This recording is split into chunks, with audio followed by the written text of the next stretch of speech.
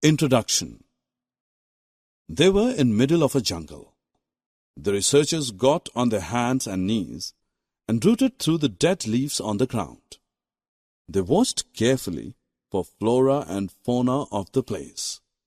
Some of the plants were exotic. They had come across some plants that were not commonly found. Did these belong to the endangered species? Let us find answers about plants and animals of an area in this module.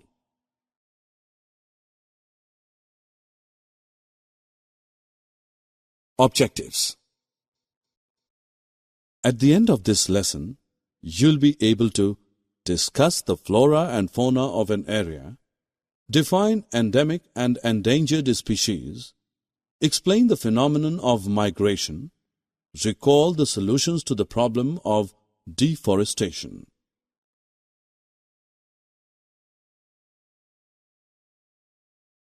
Students, you must have observed that some animals and plants typically belong to a particular area. Plants and animals of a particular area are known as the flora and fauna of that area.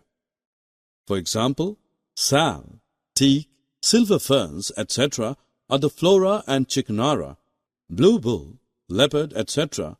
are the fauna of the Panchmari Biosphere Reserve.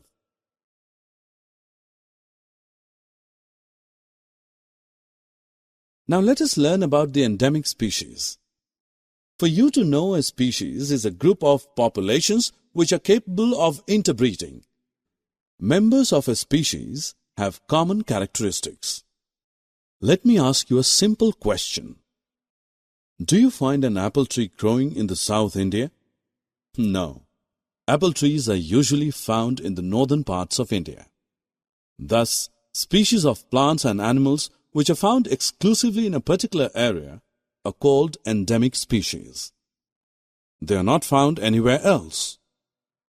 A particular type of animal or plant may be endemic to a zone, a state, or a country. We are the two endemic flora of the Panchmari Biosphere Reserve. We are the endemic fauna of this area. What factors lead to make them an endemic species? Well, humans are the main reason. The destruction of their habitat, increasing human population, and introduction of new species may affect the natural habitat of endemic species and endanger their existence. You must have heard about dinosaurs. They existed hundreds of years ago, but are extinct now. Many of the animals and plants have become extinct, whereas some are on the edge of extinction.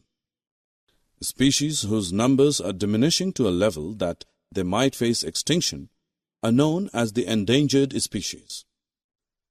Survival of some animals has become difficult because of disturbances in their natural habitat.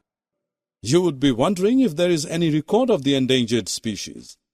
Well, Red Data Book is the source book which keeps a record of all the endangered animals and plants. Children, let us learn what does the term migration mean. Migration is the phenomenon of movement of a species from its own habitat to some other habitat for a particular time period every year for a specific purpose like breeding or avoiding climatic conditions.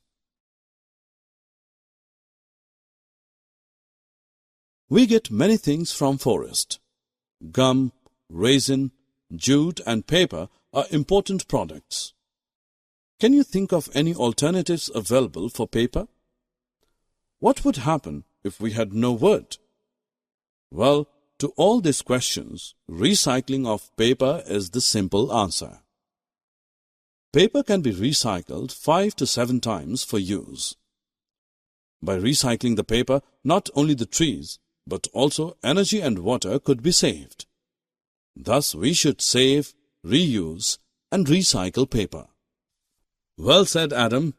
But recycling the paper is a measure just for controlling the deforestation temporarily.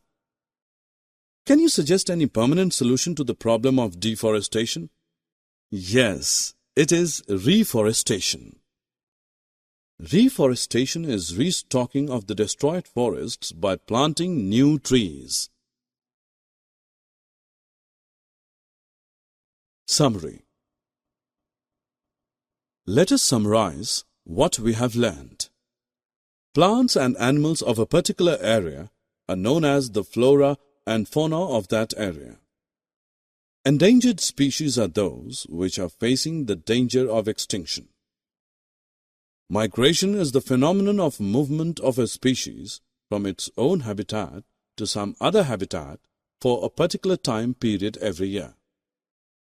Recycling of paper and reforestation are the solutions to the problem of deforestation.